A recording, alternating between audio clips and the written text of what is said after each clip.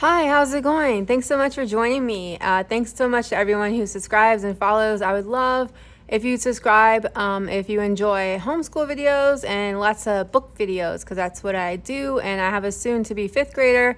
We're wrapping up fourth grade right now, and I have a lot of upcoming videos. So sorry if the light is a little bit dim. It's overcast today, but I have some videos coming up, piling up, so I kind of just wanted to start filming. And yeah, okay, so this video is a book haul. It's going to be like 90% new books, but then, well, maybe like 80%. And then I have some books from the library. Okay, so these books for the haul have a bunch of different intentions. Some will be used for fifth grade reading. Some will be for summer reading. And I have this really cool book challenge plan for the summer. I'm going to be doing a whole separate video just on that, just on the summer reading, and I have some more hauls coming up. But yeah, so this is kind of like a mixed haul. And so the first items are the Hardwood Hotel series. These are chapter books, but they're so cute and sweet. The author is Kelly George, and they're about the protagonist is a little mouse named Mona, and she ends up checking out this little hotel called the Hardwood Hotel.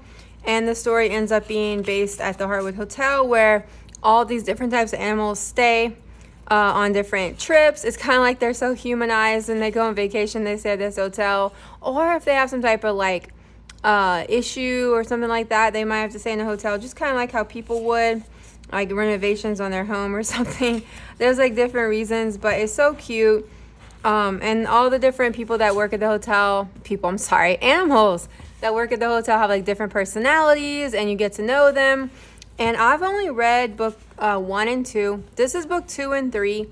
I ordered book 1, and it's on its way right now. I'm going to be doing another haul for that. But yeah, I actually read 1 and 2 from the library, and then I'm buying them because I want to reread them. They're just like so cute little sweet animal stories. So I want my daughter to read them, and so these will be 5th grade, and one of them will be part of our summer, actually 2 of them will be part of our summer reading challenge. So yeah. Okay, and then I've been kind of obsessed with Katherine Applegate lately. This is a middle grade fiction. So I think I said it already, but I will say it again. These are chapter books. Did I even show? I'm sorry, you guys. Did I show? So the font is a little bit larger, and they also have some really cute illustrations. I think these would make a really good read aloud, and they'd make a traditional chapter book. I think these could also be enjoyed by kids that are a little bit older, who still kind of like sweet stories, even if they're reading middle grade, which I think my daughter fills into that category, and so do I. Okay, so this is middle grade. This is Ling, The Last, book 1 by Katherine Applegate. Yeah, I've been kind of obsessed with Katherine Applegate lately. I've been reading a lot of her books. I'm going to be talking about those in a future video when I share what we've been reading lately, but I haven't started this one yet. It's brand new, and it's a series. And let's see. So it's called Ling because it says the Ling is noun, the last living individual in a species or occasionally a subspecies. And it says Bix was used to be in. Sorry if I showed this book already. I've been getting so many different orders in the mail from like Amazon, Target. Oh yeah, and I will link all of these books below in the description via Amazon. So it's just easier because it's just one place. But I did do a lot of shopping lately. Barnes & Noble, Amazon, Rainbow Resource, Target. So these books are just an accumulation of that. If I showed this book already, I apologize. So I'm just kind of showing it again because I don't remember.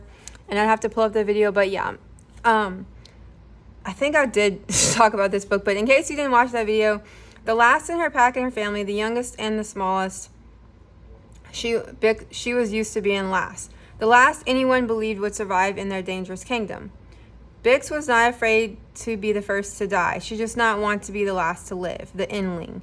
Now is the last chance to save her kind and the last hope for every creature in her world. So this one's a little bit more adventure. I think it might be like kind of fantasy-ish, which I kind of like reading more realistic fiction, more like kind of realistic animal stories. But I got it with my daughter in mind, and I'll try it.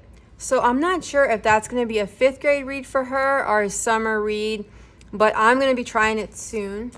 So my daughter picked this book out, This is Warriors Into the Wild by Aaron Hunter, which I think is a group of authors under the name Aaron Hunter. And this series, they have so many different versions. It's like warriors, I think like survivors. So this is middle grade fiction. So we went to Barnes & Noble and she picked this book out. Now she did try another one of their series and she wasn't fully into it, but she said she wanted to try like the original one. And I believe that this is the original one. And so it's like, for generations, 4 clans of cats have shared the forest, but Thunder Clan is in grave danger, and Shadow Clan grows stronger every day. In the midst of this turmoil appeals a house cat named Rusty, who may turn out to be the bravest warrior of them all. So yeah, so she'll be trying that. And then I was so excited to buy this. It's Sara Pennypacker's newest book. And we're both huge Sara Pennypacker fans, and this is Leave It at Last.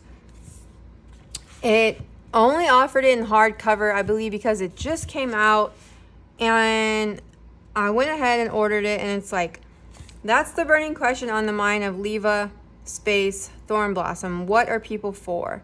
Fame, says her mom, the mayor of Nutsmore. Money, says her dad, the town treasurer. With the help of an orphan badger, a risk-averse boy in a hazmat suit, and the town's librarians, Leva sets off to discover her own answer, setting off a chain of events that will change Nutsmore forever. So, I don't know if I read this online or if I just gathered this myself, or maybe I got it from somewhere, but I think someone compared it a little bit to Matilda.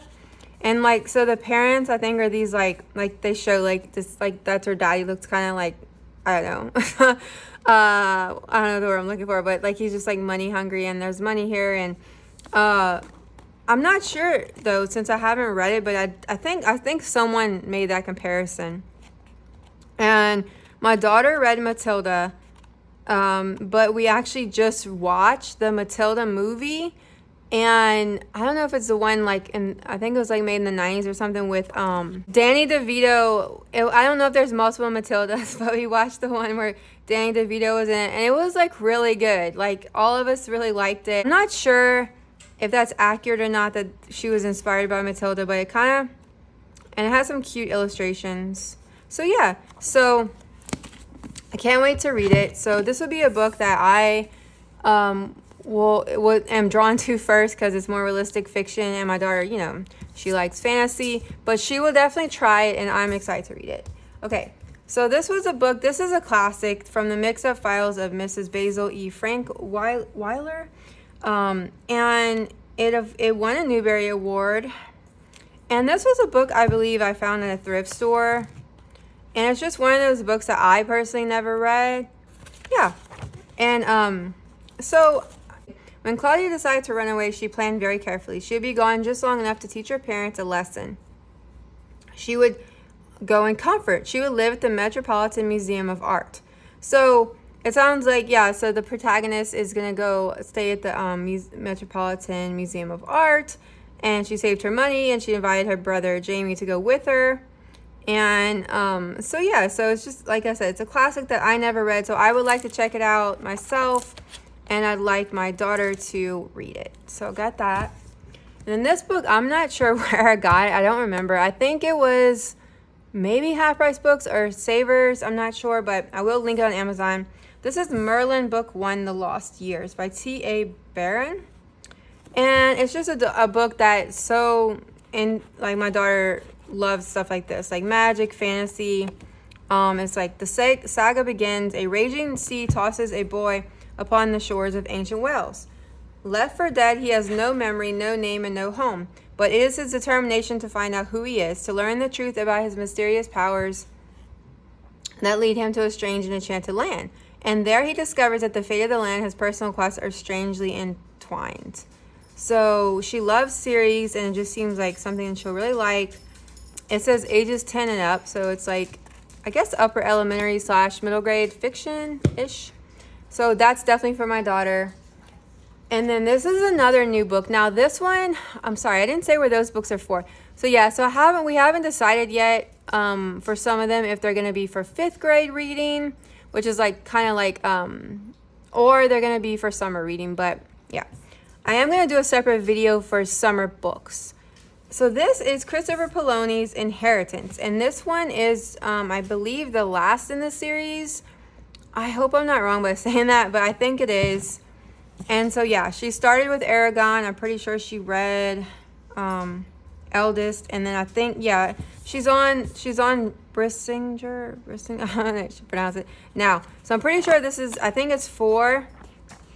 Now, this is YA, and it's pretty fat. It's like, it has a pretty good amount of pages, like over 800 pages. Long books don't deter her. She actually really likes long books, and I'll talk about this in my future video on our little summer reading challenge.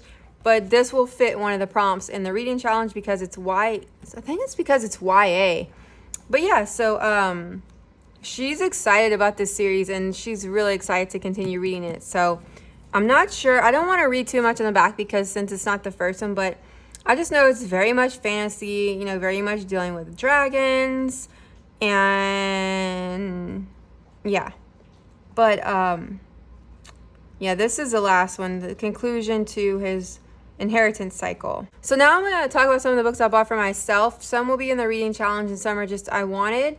And then I'm going to talk about the library books, and the library books are mixed. Actually, all of the library books are like middle grade and like kids nonfiction. Okay, so this one is a Shady Hollow mystery.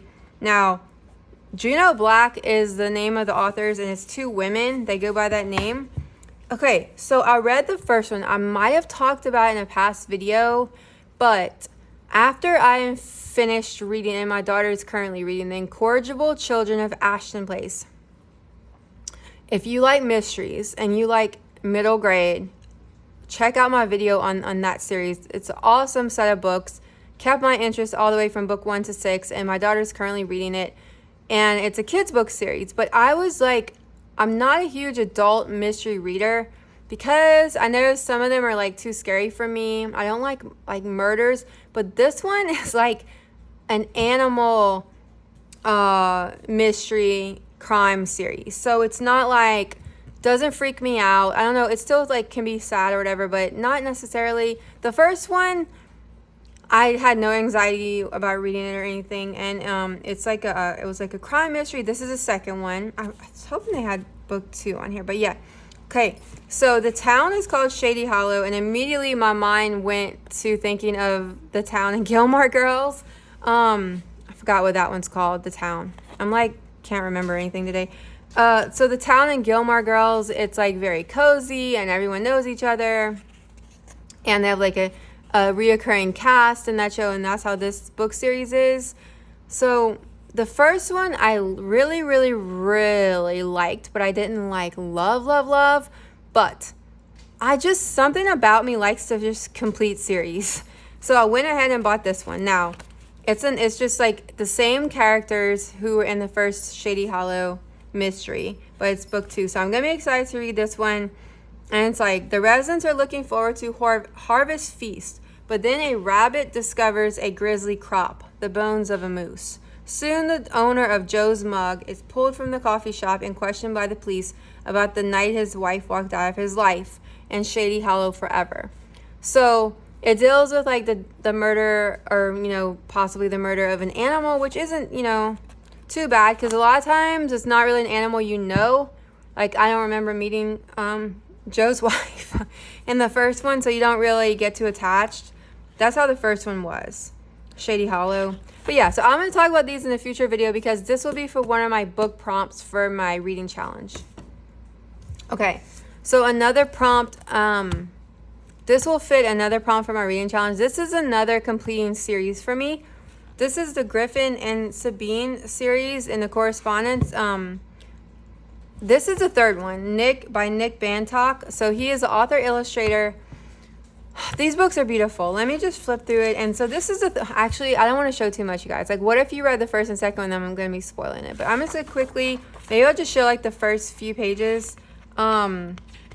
Okay, so this is like a picture book for adults. And it's a series based on this man named Griffin and this woman named Sabine.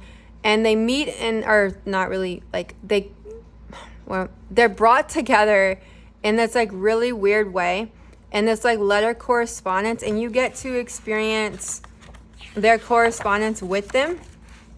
They're both artists, and they send each other postcards. Like they have, this is a copy of the front of like what the postcard looks like, and then it's like the note. This is Griffin writing to Sabine, so this is like Griffin's art, and then the next page would be like Sabine writing back to Griffin, like, and then this is Sabine's letter. So you go back and forth between her work and his work. Now the beautiful thing also, it has some interactive elements in it, like this. Here is the envelope, and you actually get to open. It's so cool because I've never experienced this in an adult book before.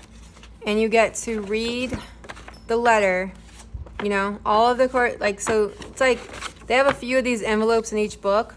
And so this is a final one. Now, I wasn't as big into the number 2 book, Griffin and Sabine number 2, as I was into the first one.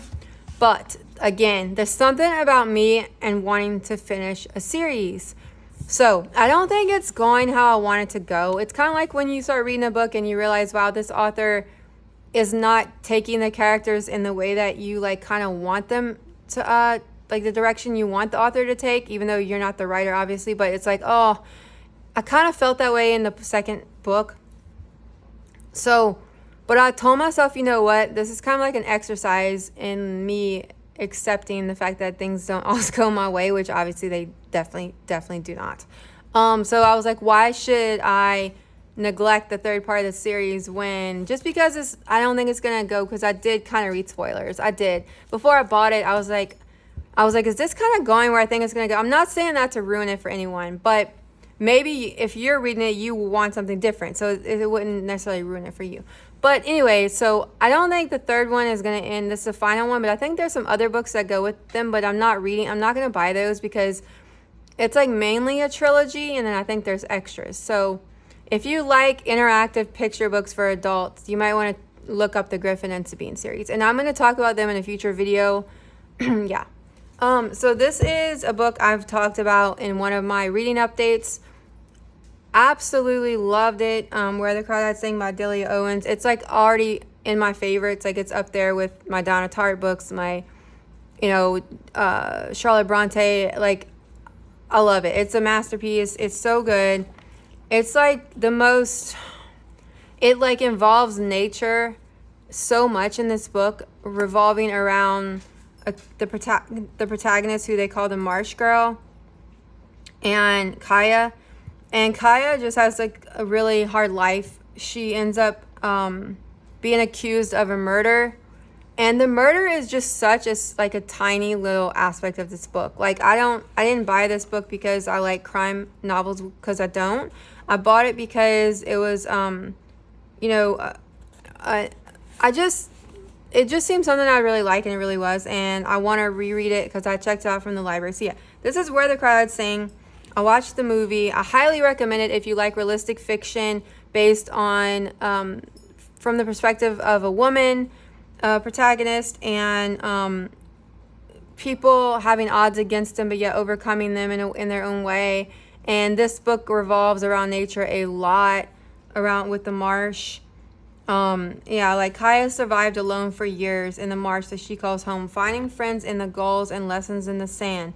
Then the time comes when she yearns to be touched and loved. When 2 young men from town become intrigued by her wild beauty, she opens herself to a new life until the unthinkable happens.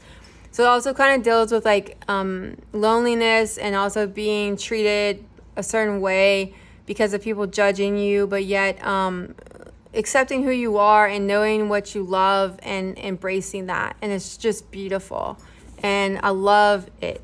And it's her first novel, I believe. Okay, so I have 2 more classics, and then I'm going to get on to the middle grade. So this is All the Pretty Horses by Cormac McCarthy. This is a classic. Now, I bought this for my husband, but I'm just showing it. I think the cover's so pretty. I actually found this at a Savers thrift store. And it's just a classic. I'll be honest. Like, I'm not a huge fan of Cormac McCarthy because he's too dark for me. Dark in the sense of the violence.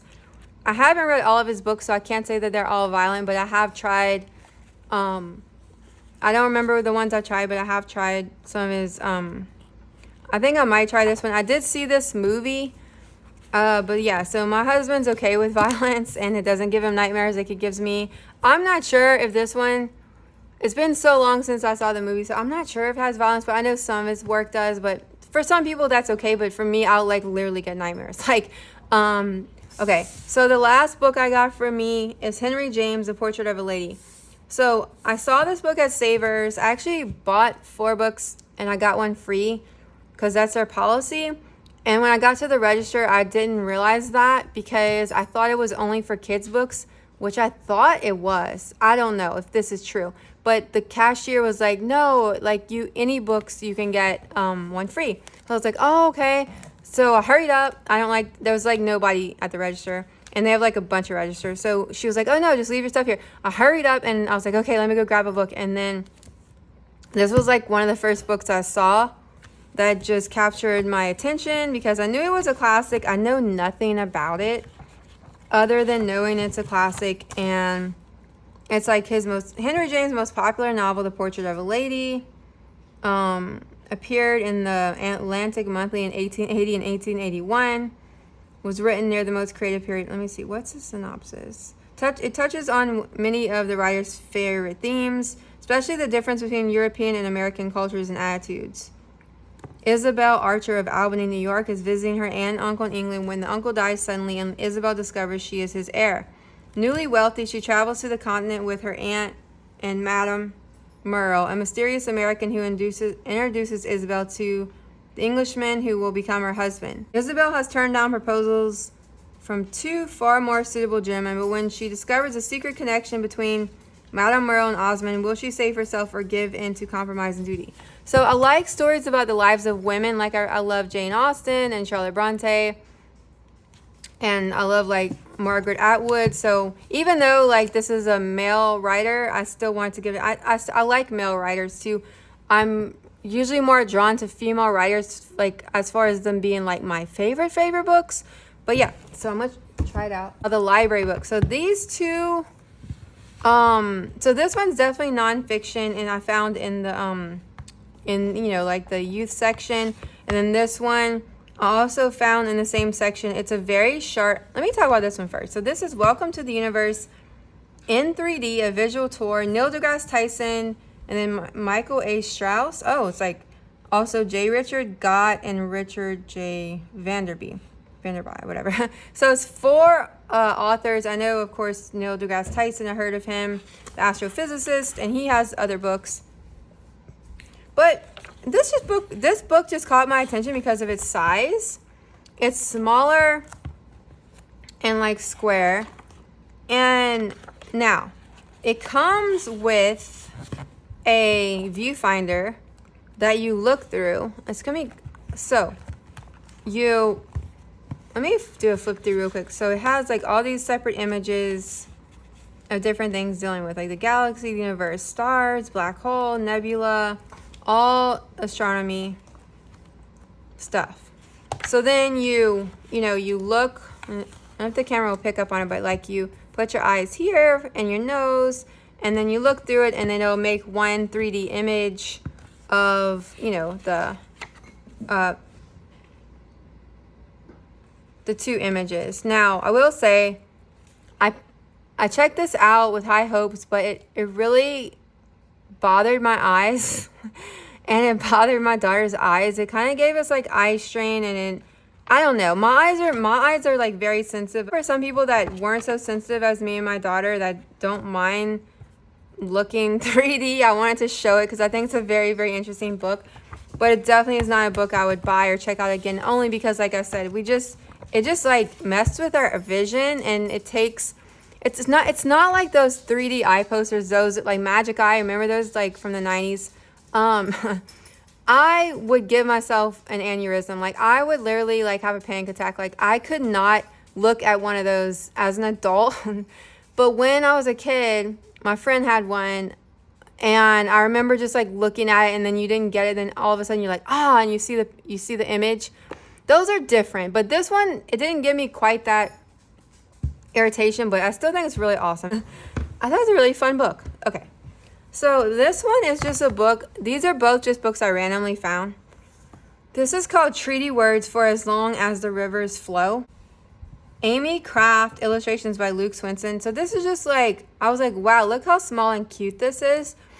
And I figured okay, so it's kind of like told as a story form, but it was in the nonfiction section. It's kind of like nonfiction-ish.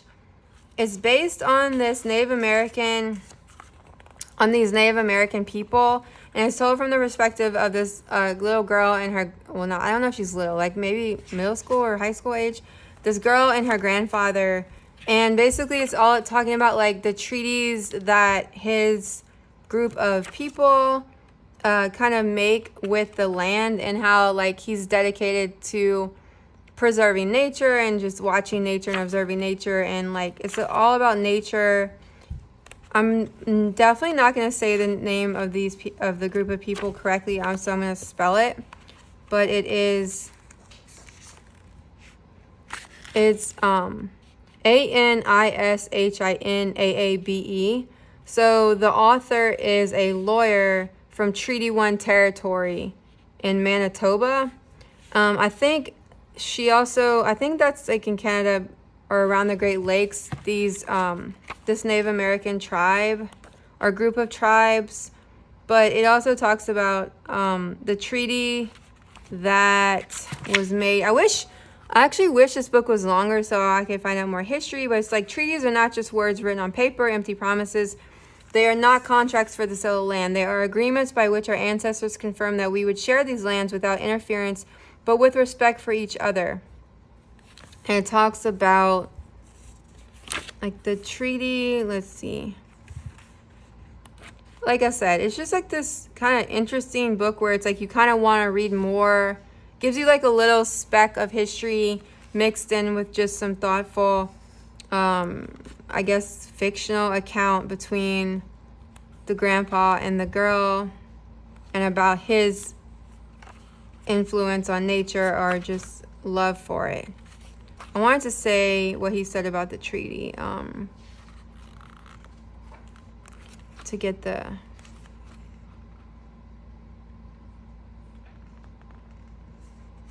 At first, the treaty was made between the earth and sky. It was agreement to work together. We built all of our treaties on that original treaty. And that's what we said to the crown when they came to discuss how we would live together on this land. So, yeah, it's like a treaty, I think, that was made between... It says, in the treaty we made with the queen. So it's like, it's like kind of intermingling. It's like very short. It's like kind of talking about nature, and then kind of a little bit goes into, it's like 50 something pages, kind of goes into a little bit. I wish the author's note would have been longer. I'm sure like they had a set amount of pages and maybe that wasn't possible, but I kind of wish the author's note would have been longer so she could have talked about a little bit more of like the history behind the treaty. And but I think it's just a very cute little sweet interesting book, and I really don't know how I would fit it in or where it would fit in, but I think it's just one of those books that you just like pick up and read. But yeah, it's just really cute. Okay, so the last 4 books from the library, I'm just gonna go over really quick because a lot of them are like my daughter completing series, but she hasn't started them yet. Actually, yeah, 5. So this one is Wings of Fire, and very much middle grade fiction fantasy, and this is book 13. Now I believe that's 15, so she's very much on her way to completing the entire series. She loves Wings of Fire. It's one of her favorite series besides Keeper of the Lost Cities and Harry Potter. This is Artemis Fowl. This is again her completing the Artemis Fowl series. This is the Lost Colony, and I am not sure the number. I have no idea, but it deals with fairies and magical lands, magical island in Ireland. And yeah, so she really loves Artemis Fowl, and it has these little coded little codes that you can decode. She printed out a paper to like decode them. I don't know if she finished doing that in her other books, but yet so it's just very much fantasy and a lot of action and fairies. And Land of Stories. This is a grim warning. Oh, I love when they say the book number because it really confuses me. I have to look it up, but thankfully it says book 3. Chris Colfer. These seem really good. These are actually on my list of middle grade to try. The Land of Stories. We actually own the first one. And so she's continuing them. Here's a little cute fold out of the fairy tale world. And she really wants to complete the series. And this is like a kind of like fairy tale retellings. And I actually like kind of peeked in the first one, and I actually like the writing so far. I tried a few pages, and so I'm going to try the first one, but she's on to the third one. And then this is Valkyrie by Kate O'Hearn, so author of the Pegasus series. So she loves Kate O'Hearn. Kate O'Hearn is one of her favorite authors. And this is another one of her series, but she's never tried it. So she's going to go ahead and try it. And it's like, Valkyrie is a Norse goddess, reaper of souls, defender of the weak. Freya is dreading her upcoming birthday when she'll officially take up her duties as a Valkyrie, escorting the valiant dead to Valhalla. Once there, the soldiers will spend their time feasting and fighting. It all seems pointless to her. She wants nothing to do with humans and their wars.